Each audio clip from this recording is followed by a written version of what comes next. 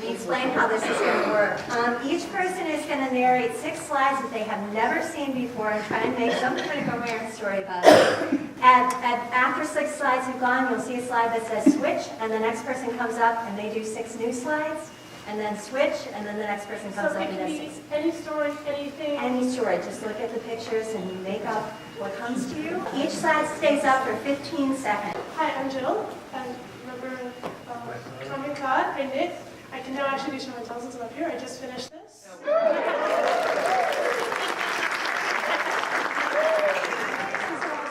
This is an Alice Star Wars St. Bridget done with Madeline Tosh, vintage color and splash dance. We worked on a year and a half. I made a shawl and like 4 hats in between his breaks. I want to have these guys introduce themselves too, because there won't be a chance with the switch goes I was going to use that during my first slide to buy time, but okay. Oh, sorry. That's all right. Hi, I'm Mike. I'm a software engineer. I work at BBN Technologies up the road near Alewife. My wife is a member of Common Cod and dragged me here tonight and told me I would love this karaoke thing, so here I am. My name is also Mike. I'm a system administrator at Tufts University. I am taking classes in tile making so as to play with mosaic, and also am starting to learn macrame. I do software as well, and I'm not knitting this. So I'm always doing software.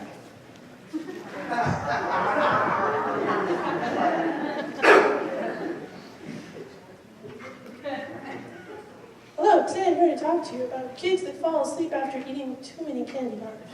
No, those are actually lollipops. No, see, I was with my goddaughter and her little sister, and parents had to go out, it was Valentine's Day, and I'm watching them, and then she has too many, and then they were watching TV. Actually, no, they had this dream. And there were these scallions that were stalking them. Except then they'd be more of celery because they don't have stalks. And then it was time to go on a walk out on the beach, except that the only shoes they had were covered with very weird things. Oh, they look like they're shoes made out of a mat. That's like in Sound of Music where they didn't have clothes, they used the curtains. It was time for the kids to go to bed. I did some anime that was not for them.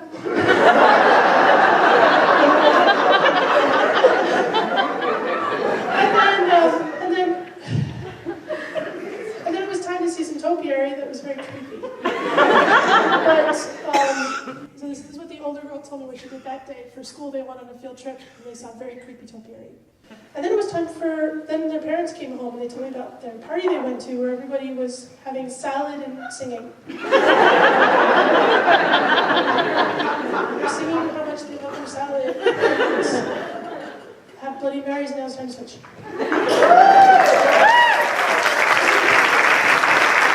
Alright, so like I said, I'm Mike, and I'm going to tell you some things that are not true about my last vacation. Oh, do I have to push a button to make it go? Oh, no, I didn't. Alright, so on my last vacation, I did not stay in a hotel with a kitchen.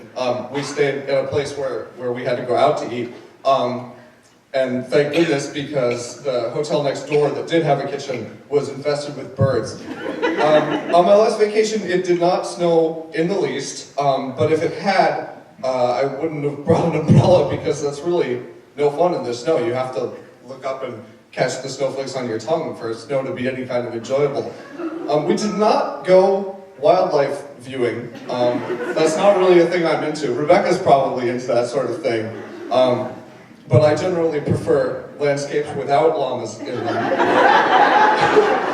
And on my last vacation, I did not do my taxes, but I definitely thought really hard about organizing my documentation this well and how I was going to have to do that when I got home. Before my last vacation, I did get a haircut, but it did not look like this gentleman. Which I'm really glad of because it looks like he probably paid an awful lot for that horse. On my last vacation, I didn't bring my cats along because we didn't have cats yet, and in fact, we got cats about 4 months ago, and I really have no idea when my next vacation is going to be because they require a lot of attention.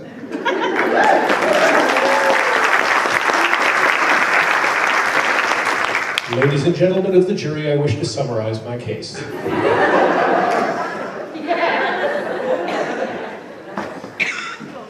My client had a very unfortunate incident with the defendant's toilets. She was not expecting them to quite flush the way they did. And yet we see in the company lab flushing, which involves a backflow of snow. Now, really, a bidet that fires snow should at least be warned in the product documentation. It should not involve something that ejects snow so violently that it hits the tree outside the bathroom. It also should not involve an unfortunate llama that comes charging through the front door without warning. Because really, no one expects a llama coming in the front door, especially when you live in Minnesota. And when the llama sets your office on fire, there's really some product liability involved here. You should not be involved with llamas that are arsonists showing up on your door.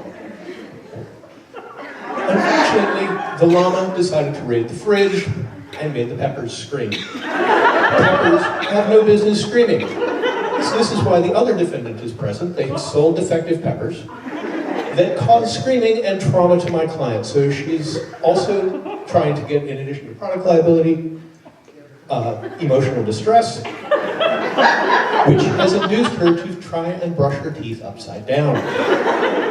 I have no idea why this was considered an appropriate thing, but thank you.